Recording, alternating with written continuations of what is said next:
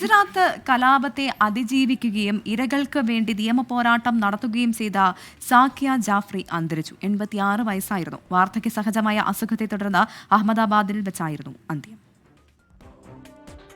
हमारे घर में सब जालियाँ वालियाँ लगी हुई थी.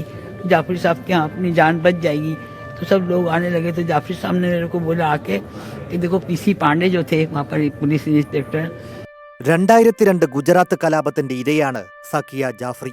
2002 ഫെബ്രുവരി 27 ഗോധ്ര ട്രെയിൻ കത്തിക്കൽ സംഭവത്തെ തുടർന്നുണ്ടായ ഗുൽബർഗ് സൊസൈറ്റി കൂട്ടക്കൊലയെ അതിജീവിച്ച വനിത. കലാപത്തിൽ സാക്കിയുടെ ഭർത്താവും കോൺഗ്രസ് മുൻ എംപിയുമായ ഇസാൻ ജാഫ്രി കൊല്ലപ്പെട്ടു. കലാപാനന്തരം ഗുജറാത്ത് സർക്കാരിനെതിരെ സാക്കിയ വലിയ നിയമപോരാട്ടം നടത്തി. കലാപത്തിലെ ഇരകൾക്ക് നീതിക്കായുള്ള പോരാട്ടത്തിന്റെ മുഖമായി സാക്കിയ ജാഫ്രി മാറി. ഗുൽബർഗ് കൂട്ടക്കൊലയുമായി ബന്ധപ്പെട്ട് 9 കേസുകൾ പുനരന്വേഷിക്കാൻ സുപ്രീം കോടതി ഉത്തരവിട്ടത് സാക്കിയ അടക്കം നടത്തിയ നിയമ പോരാട്ടത്തെ തുടർന്നായിരുന്നു. അന്വേഷണ സംഘത്തിന്റെ റിപ്പോർട്ടിനെതിരെ സാക്കിയ സുപ്രീം കോടതിയെ സമീപിച്ചെങ്കിലും അപ്പീൽ തള്ളി.